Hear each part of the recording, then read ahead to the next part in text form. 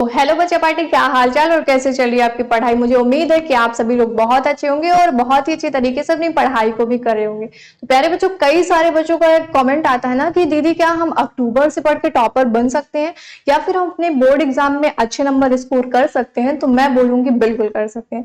आप कैसे कर सकते हैं, आज के इस वीडियो में हम लोग यही सारी चीजें जानने वाले हैं कि हम लोग टॉपर कैसे बन सकते हैं, वो भी अक्टूबर से पढ़ के। क्योंकि हमारा जो पीछे का टाइम था है ना, पीछे के जो महीने थे वो तो चले गए है ना। जनवरी, फरवरी, मार्च, अप्रैल, मई, जून, जुलाई, अगस्त, सितंबर करके हमारा अक्टूबर आ गया है ना। अभी तक हमने कुछ नहीं पढ़ा है, लेकिन क्या हम ऐसी कोई ट्रिक्स हैं, ऐसे कोई सीक्रेट्स हैं जिनको यूज करके हम अक्टूबर से एक टॉपर बन सकते हैं। तो चलिए हम लोग स्टार्ट करते हैं। सबसे पहले तो आपको पता होना चाहिए कि आपके पास कितना टाइम है। ठीक है, आपके पास कितना टाइम बचा है, 4 महीने का। ठीक है, कितना टाइम बचा आपके पास, 4 महीने का। क्योंकि देखो अक्टूबर चल रहा है, अक्टूबर, नवंबर, दिसंबर, जनवरी। ठीक है, जनवरी तक क्या हुआ, आपके 4 महीने हो गए। फरवरी में तो हमारे बोर्ड एग्जाम होते हैं, तो फरवरी को तो हम ले ही नहीं सकते हैं ना। तो हमारे पास कुल कितना टाइम है, 4 महीने का टाइम है। और ये जो टाइम है ना आपके लिए इनफ है। अगर आप सही तरीके से पढ़ाई को कर रहे हैं, ठीक है, सही गाइडेंस आपको मिल रही है, आप डेली कंसिस्टेंसी के साथ पढ़ाई कर रहे हैं, तो आपके लिए ये टाइम बहुत मतलब बहुत है। ठीक है, इनफ है। और अगर आप लोग सही से पढ़ाई भी नहीं कर रहे हैं, अपने टाइम की वैल्यू ही आपको नहीं पता है, तो फिर आपके लिए ये टाइम बहुत कम है ना। तो इसलिए आपको सबसे पहले तो क्या करना है, अपना सिलेबस आपको देखना है कि अभी तक में आपका कितना सिलेबस कंप्लीट हो गया है। आप लोग मुझे कमेंट सेक्शन में कमेंट करके बताइएगा कि आपको जो सिलेबस है वो अक्टूबर तक में कितना कंप्लीट हो गया और कितना सिलेबस आपका बचा है जो अभी कंप्लीट करना आपको बाकी है। ठीक है, ये आपको करना है। तो देखो टाइम टाइम क्या है आपके पास, इनफ है। क्योंकि अक्टूबर से बोर्ड एग्जाम तक आपके पास 4 से 5 महीने हैं, लेकिन हम 5 महीने को नहीं लेते हैं। हम सिर्फ कितना लेते हैं, 4 महीने को ही लेते हैं। क्योंकि हम लोग फरवरी को काउंट नहीं करेंगे। फरवरी में तो हमारे बोर्ड एग्जाम होते हैं, तो उस टाइम पे थोड़े ना हम अपनी नोट्स बना रहे हैं या फिर पढ़ रहे हैं। उस टाइम पे नहीं, तो उस टाइम पे हमें सिर्फ रिवीजन करना होता है ना। तो हम क्या करेंगे, हम अपने फरवरी को नहीं ले रहे हैं, हमारे पास सिर्फ 4 महीने का टाइम है। और इसी 4 महीने को हमें ऐसे यूटिलाइज करना है, ठीक है, इस तरीके से हमें पढ़ना है कि हम अपने बोर्ड एग्जाम में बहुत अच्छे नंबर ला सके और एक टॉपर बन सके। ठीक है, क्योंकि देखो जो टॉपर्स होते हैं ना, उनको अपने टाइम की वैल्यू पता होती है ना। उनको कितना पढ़ना है, उनको किस टाइम पे पढ़ना है, वो सब फिक्स करके रखते हैं, तभी वो जाके टॉपर बनते हैं। ऐसे ही तो कोई टॉपर बन नहीं जाता है ना, कि मान लो वो अभी तक स्टार्टिंग से कुछ पढ़ा नहीं है लेकिन लास्ट में आके वो टॉपर बन गया। भी नहीं, वो स्टार्टिंग से मेहनत करता है। लेकिन अगर अभी आपको रियलाइज ये चीज हो गई है कि अभी तक हमने कुछ नहीं पढ़ा है ना, अब अक्टूबर से पढ़ के क्या हम लोग टॉपर बन सकते हैं, तो बहुत अच्छी बात है कि आपको रियलाइज हो गया है ना। और लेकिन यही चीज आपको अगर पहले ही रियलाइज हो गई होती ना, जब से आपके क्लासेस वगैरह स्टार्ट हुई थी, तब से अगर आप लोग पढ़ते ना, तो आपको इतना ज्यादा लोड लेने की जरूरत नहीं थी ना। बहुत सारी जो चीजें हैं वो मतलब बहुत अच्छी तरीके से हो सकती थी। लेकिन अभी भी आपके पास टाइम है, बस आपको सिर्फ मेहनत करने की जरूरत है। क्योंकि देखो कहते हैं ना कि स्मार्ट वर्क, ठीक है, क्या है आपका, स्मार्ट वर्क प्लस आपका हार्ड वर्क। ठीक है, स्मार्ट वर्क हो गया आपका, हार्ड वर्क हो गया, इक्वल टू सक्सेस। ठीक है, देखो ये टॉपर का एक सीक्रेट होता है। जो टॉपर्स होते हैं वो क्या करते हैं भाई, हार्ड वर्क तो करते हैं, लेकिन साथ साथ वो क्या करते हैं, वो स्मार्ट वर्क भी करते हैं।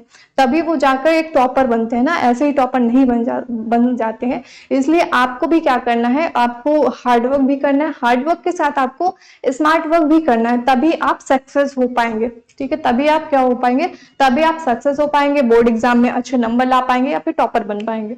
ठीक है, आप देखो स्मार्ट स्टडी टॉप रिजल्ट, वही मैंने यहाँ पे आपको बताया कि अगर आप हार्ड वर्क कर रहे हैं, हार्ड वर्क के साथ अगर आप स्मार्ट वर्क कर रहे हैं, तभी आप सक्सेस हो पाएंगे, है ना। तो आप जब भी स्टडी करते हैं ना, तो स्मार्ट तरीके से पढ़ो यार। ठीक है, स्मार्ट तरीके से पढ़ो, नहीं वही बोरिंग तरीके से मत पढ़ो, वैसे चीजें नहीं होंगी, स्मार्ट तरीके से पढ़ो। ठीक है, जब आप स्मार्ट स्टडी करते हैं तभी आपका जो रिजल्ट है वो टॉप होता है। ठीक है, क्या होता है, तभी आपका जो रिजल्ट होता है वो टॉप होता है। देखो यहाँ पे दिया हुआ है कि टॉपर वही है जो समय का सही इस्तेमाल करे। मैंने पहले ही आपको बताया था ना कि जो टॉपर्स होते हैं ना, वो अपने टाइम की वैल्यू उनको पता होती है। अपने टाइम को वो अच्छी जगह पे यूटिलाइज करते हैं, अपने पढ़ाई पे लगाते हैं, है ना, फालतू की चीजें पे नहीं लगाते हैं। तो आपको भी क्या करना है, आपको अपने टाइम, आपका जो टाइम है उसको सही से यूज करना है, ठीक है, उसका सही इस्तेमाल करना है, तभी आप लोग क्या बन पाएंगे, टॉपर बन पाएंगे। ठीक है, तो आपको ये याद रखना है कि टॉपर अगर आपको बनना है तो आपको अपने टाइम का सही इस्तेमाल करना आना चाहिए। ठीक, आगे यहाँ पे हम लोग देखते हैं, देखो स्टेप बाय स्टेप हम लोग देखते हैं। सबसे पहले जो आपका स्टेप आता है वो टाइम टेबल बनाओ। ठीक है, टाइम टेबल बनाओ, वो भी रियलिस्टिक वाला। कई सारे बच्चे होते हैं ना कि जो एक टाइम टेबल तो बनाते हैं कि 6 बजे उठेंगे, 7 बजे तक हम खाना पीना मतलब ब्रेकफास्ट वगैरह करके फिर 7 बजे पढ़ने बैठेंगे, फिर पूरे दिन पढ़ते जाएंगे। ये कोई टाइम टेबल नहीं होता है ना। इस टाइम टेबल के ऊपर मैंने एक वीडियो ऑलरेडी बना के रखी है, जिसकी लिंक जो है वो डिस्क्रिप्शन बॉक्स में दी हुई है, वहां से आप उसको जाकर देख सकते हैं। ठीक है, और अपना टाइम टेबल बना सकते हैं। देखो सबसे पहले तो आपको क्या करना है, अपना टाइम टेबल बनाना है, वो भी रियलिस्टिक वाला। ये नहीं कि फेक वाला नहीं बनाना कि एक दिन आपने फॉलो कर लिया और दूसरे दिन आपने उसको फाड़ के फेंक दिया, तो ऐसा आपको नहीं करना। अगर आप टाइम टेबल बना रहे हैं तो आपको उसको फॉलो भी करना है। ठीक है, वो भी डेली, एक दिन नहीं, एक दिन कर लिया, 2 दिन कर लिया, तीसरे दिन छोड़ दिया, नहीं। आप अगर बना रहे हैं तो आपको उसको डेली फॉलो करना है। पहला स्टेप हुआ। दूसरा स्टेप आपका क्या है, एनसीईआरटी टेक्स्ट बुक फर्स्ट। देखो हम सबको पता है कि जो हमारी एनसीईआरटी है वो हर जगह चलती है। ठीक है, कोई बोर्ड हो, हर जगह क्या है, हमारी एनसीईआरटी ही चलती है। तो आपको क्या करना है, आपको सारी बुक साइड रख के आपको सिर्फ अपनी एनसीईआरटी को पढ़ना है। ठीक है, आप देखो जब हम लोग एनसीईआरटी पढ़ते हैं ना, तो हमें ऐसा लगता है ना कि बहुत ज्यादा टफ है यार, कुछ समझ नहीं आ रहा है इसमें, हम लोग क्या पढ़ें ना, इससे अच्छा है कि हम दूसरी बुक से पढ़ लेते हैं। लेकिन जब आप लोग अच्छी तरीके से उसको पढ़ते हैं तब वो वहां पे चीजें आपको समझ आती हैं। जब तक आप पढ़ेंगे नहीं तब तक आपको समझ नहीं आएगा, है ना। तो आपको क्या करना है, आपको अपनी एनसीईआरटी पढ़नी है। ठीक है, एनसीईआरटी की लाइन बाय लाइन आपको पढ़नी है। अगला स्टेप आपका दिया है, नोट्स बनाओ स्मार्ट तरीके से। अब देखो ये नोट्स बनाने के लिए जो सही तरीका होता है, इसका भी वीडियो मैंने ऑलरेडी बना दिया है और उसकी भी लिंक इसी डिस्क्रिप्शन बॉक्स में दी हुई है, आप लोग वहां से जाके वीडियो को देख सकते हैं। तो नोट्स आपको क्या करना है, नोट्स आपको बनाना है वो भी स्मार्ट तरीके से। ठीक है, कैसे बनाना है, आपको स्मार्ट तरीके से नोट्स बनानी है। ठीक है, आप देखो ये जो नोट्स होती है ना, कई सारे बच्चे होते हैं कि बहुत रंग बिरंगी नोट्स बनाते हैं। नोट्स आपको रंग बिरंगी नहीं बनानी है, आपको स्मार्ट तरीके से नोट्स बनानी है। एक ब्लू पेन लो, ब्लैक पेन लो और लिखना शुरू कर दो। जितने भी इंपॉर्टेंट पॉइंट हैं, ठीक है, कीवर्ड्स हैं, इंपॉर्टेंट फॉर्मूला हैं, आप उनको सिर्फ लिखो। ठीक है, पूरी बुक आपको लिखने की जरूरत नहीं है, जितना इंपॉर्टेंट है आपके लिए, जितना आपके एग्जाम के लिए इंपॉर्टेंट है, आप सिर्फ उतना लिखो और उतना पढ़ो। ठीक है, इतना करना है आपको। फिर आपका दिया है अगला पॉइंट, प्रीवियस ईयर क्वेश्चन लगाओ। ये मोस्ट इंपॉर्टेंट होता है। आपके जो प्रीवियस ईयर क्वेश्चन पेपर होते हैं ना, जब आप उनको सॉल्व करते हैं ना, उनको हल करते हैं ना, तो वहां से आपको चीजें पता चलती है कि हमारे बोर्ड एग्जाम में किस टाइप के क्वेश्चन पूछे जाते हैं। तब वहां पे क्या करते हैं, आप उसी टाइप से अपनी पढ़ाई को करते हैं। ठीक है, कि हाँ यहाँ से इतना क्वेश्चन पूछा जाता है, ये वाले क्वेश्चन ऐसे पूछे जाते हैं। तो आप जब ऐसा करते हैं ना, previous year question paper solve करते हैं, तो वहां से आपका जो ब्रेन है उसको सिग्नल मिलता है कि हाँ मुझे इस तरीके से पढ़ना है, मुझे ऐसे क्वेश्चन करना है, इस तरीके के क्वेश्चन जो है मेरे एग्जाम में पूछे जाते हैं। अगला पॉइंट आपका दिया है, वीक सब्जेक्ट को रोज पढ़ो।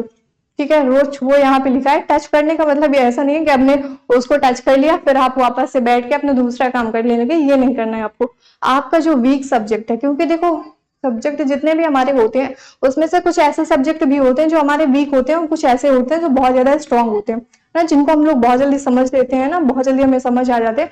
बट कुछ ऐसे सब्जेक्ट होते हैं जिनको हमें बार बार पढ़ना पड़ता है, फिर भी हमें वो समझ नहीं आते हैं।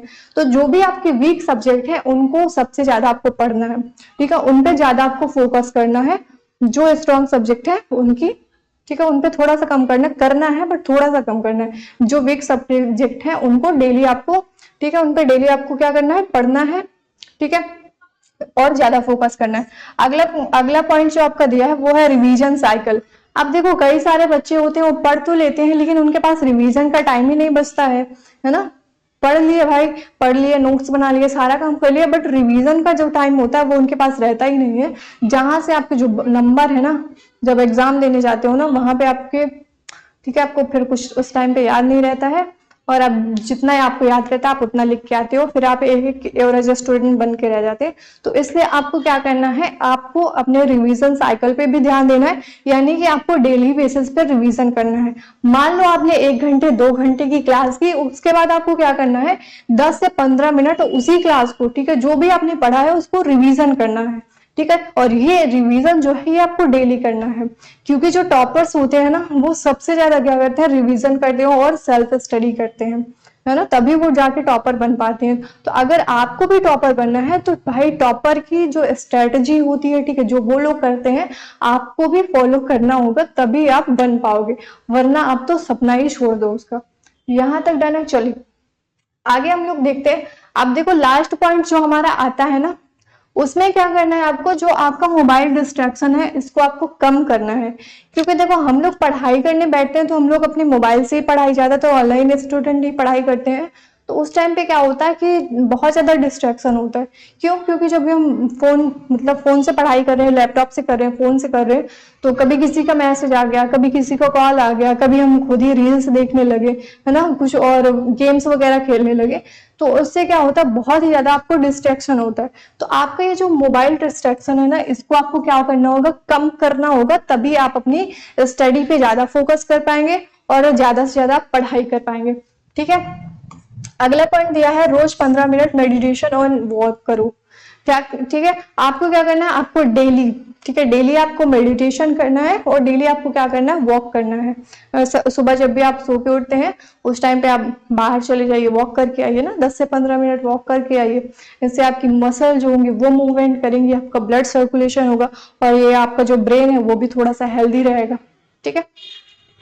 अगला पॉइंट आपका दिया है सेल्फ ब्रीफ, मैं कर सकता हूँ, है ना। कई सारे बच्चे होते हैं जिनके पास भाई पढ़ते तो बहुत है लेकिन उनका जो कॉन्फिडेंस लेवल होता है ना वो डाउन होता है ना, उनको खुद पे विश्वास ही नहीं होता कि हाँ यार मैं कर सकता हूँ, है ना, उनको बस यही रखता है कि यार मैं नहीं कर सकता हूँ, मेरे से नहीं हो पाएगा। ऐसा नहीं है, आपको सेल्फ कॉन्फिडेंस होना है, ठीक है, खुद पर आपको विश्वास रखना है कि हाँ मैं कर सकता हूँ। अगर नहीं भी हो सकता है, कोई भी सब्जेक्ट आपको टफ लग रहा है, कोई भी चीज आपसे नहीं हो रही, तो आप उसको करिए। आप ये खुद से बस ये बोलिए कि हाँ मैं कर सकता हूँ, तो जाहिर सी बात है आप उसको करेंगे, ठीक है। अगर आप पहले ही हार मान लिए कि मेरे से नहीं हो पाएगा तो फिर वो चीज आपसे नहीं हो पाएगी। तो इसलिए कोई भी चीज आपको टफ लगती है आप उसको करो, वो 1 दिन नहीं होगी, 2 दिन नहीं होगी, 3 दिन नहीं होगी, उसके बाद वो होगी, ठीक है। आपको हार नहीं माननी है, आपको सिर्फ और सिर्फ खुद पे विश्वास रखना है कि हाँ मैं कर सकता हूँ, ठीक है। लास्ट आपका दिया है मेहनत अक्टूबर में, चमक मार्च में। अब इसका मतलब क्या होता है कि भाई आपका यही क्वेश्चन था ना कि क्या हम अक्टूबर से पढ़कर एक टॉपर बन सकते हैं। तो आप जब अक्टूबर से मेहनत करेंगे तभी तो आपका जब रिजल्ट आएगा तो वो चमकेगा ना। यानी कि हमारे फरवरी में जो एग्जाम होते हैं, बोर्ड एग्जाम होते हैं, हमारे फरवरी में होते हैं और जो हमारा रिजल्ट होता है वो मार्च या फिर अप्रैल में आता है ना। तो इसका कहने का मतलब यही है कि जब हम लोग अक्टूबर से मेहनत करेंगे तभी हमारा जो रिजल्ट है, जो मार्च में या अप्रैल में रिजल्ट आएगा, वो चमकेगा। यानी कि जितनी ज्यादा हम लोग मेहनत करेंगे उतना ही अच्छा हमारा रिजल्ट भी आएगा, ठीक है। तो अगर आप लोग यही चाहते हैं कि आपको क्या कहते हैं अक्टूबर से पढ़ के पास कर मतलब टॉप करना है या फिर अच्छे नंबर स्कोर करने हैं, तो आपको डेली बेसिस पर रेगुलर पढ़ाई करनी होगी, आपको रिवीजन करना होगा, ठीक है। आपको अपना टाइम टेबल सेट करना होगा, ठीक है। ये नहीं कि आपने 1 दिन पढ़ लिया 2 दिन छोड़ दिया, ऐसा नहीं, आपको डेली बेसिस पर पढ़ाई करनी होगी, ठीक है। अब देखो यहाँ पे हम लोग बात करते हैं कि जो एक टॉपर होता है, ठीक है, जो एक टॉपर होता है उसकी 3 इंपॉर्टेंट हैबिट्स होती हैं, ठीक है। क्या होते हैं? 3 इंपॉर्टेंट हैबिट्स होती है। अब वो कौन कौन सी होती है यहाँ पे उसी के बारे में हम लोग बात करते हैं। पहली जो होती है वो है कंसिस्टेंसी। अगर आपको टॉपर बनना है, आपको अपने बोर्ड एग्जाम में अच्छे नंबर लाना है, तो आपको कंसिस्टेंसी, ठीक है, आपको कंसिस्टेंस रहना होगा। कैसे रहना होगा? आप देखो, मतलब कंसिस्टेंसी का मतलब क्या होता है? निरंतरता। अगर आप लोग पढ़ रहे हैं, ठीक है, अगर आप लोग आज पढ़ रहे हैं, है ना, तो आप डेली पढ़िए, आपने अपना टाइम टेबल बना लिया कि हाँ मुझे इतने टाइम पे ये काम करना है, इतने टाइम पे ये काम करना है, तो आपको डेली वही काम, डेली उसी तरीके से उसी फॉर्मेट में काम करना है, ठीक है। जिस तरीके से आपने अपना टाइम टेबल बनाया, अपनी रूटीन सेट की है, उसी तरीके से आपको डेली उसको फॉलो करना है, ठीक है। डेली कंसिस्टेंस रहकर आपको उसको फॉलो करना है, तभी आप लोग अपने बोर्ड एग्जाम में अच्छे नंबर ला पाएंगे, तभी आप लोग एक टॉपर बन पाएंगे। अगले पॉइंट जो आपका दिया है वो है फोकस ऑन वीक टॉपिक, ठीक है। पीछे पे मैंने आपको बताया था कि जो भी आपके वीक टॉपिक होते हैं उनमें आपको ज्यादा से ज्यादा फोकस करना है, क्योंकि कुछ ऐसे सब्जेक्ट होते हैं ना जिनमें जो हमें समझ नहीं आते हैं, या फिर उनको समझने में थोड़ा सा हमें टाइम लगता है, या फिर हम उनको पढ़ते तो हैं बट भूल जाते हैं, है ना। तो आपके जो वीक सब्जेक्ट हैं उनमें आपको क्या करना है, ज्यादा से ज्यादा उन पे फोकस करना है, ठीक है। मान लो आपका बायोलॉजी हो गया, ठीक है, बायोलॉजी हो गया या फिर एसएसटी हो गया, ये आपके वीक टॉपिक हैं, तो इनमें क्या करना है, इनमें ज्यादा से ज्यादा आपको फोकस करना है और ज्यादा से ज्यादा टाइम इनको देना है, ठीक है। जो आपके स्ट्रॉन्ग सब्जेक्ट है उनका टाइम थोड़ा सा कम करके आप अपने वीक सब्जेक्ट में टाइमिंग अपनी बढ़ा सकते हैं, ठीक है। फिर अगला नंबर आपका क्या दिया है, अगला पॉइंट आपका दिया है मोर सेल्फ स्टडी। अभी मैंने पहले आपको बताया था ना कि जो एक टॉपर होता है ना, वो क्या करता है, वो ज्यादा से ज्यादा सेल्फ स्टडी करता है, रिवीजन करता है, ठीक है। और यहाँ पे हम लोग टॉपर्स की हैबिट्स की बात कर रहे हैं ना, तो टॉपर की जो तीसरी हैबिट्स है वो क्या है, मोर सेल्फ स्टडी। यानी कि अगर आपको टॉपर बनना है तो आपको ज्यादा से ज्यादा सेल्फ स्टडी तो करनी ही होगी, तभी आप लोग अपने बोर्ड एग्जाम में अच्छे नंबर स्कोर कर पाएंगे और एक टॉपर बन पाएंगे, ठीक है। तो ये थी एक जो टॉपर स्टूडेंट होता है उसकी हैबिट। अगर आप लोग ऐसे इसको फॉलो करते हैं तो जाहिर सी बात है यार, आप एक टॉपर बन सकते हैं, वो भी अक्टूबर से पढ़कर, और अपने बोर्ड एग्जाम में बहुत अच्छे नंबर स्कोर कर सकते हैं। तो आई होप कि आपको चीजें समझ आई होंगी, और अगर कोई भी डाउट है तो आप लोग मुझे कमेंट सेक्शन में कमेंट करके जरूर बताइएगा। एंड अब मिलते हैं अपनी अगले वीडियो में, तो तब तक के लिए wish you all the best. Thank you.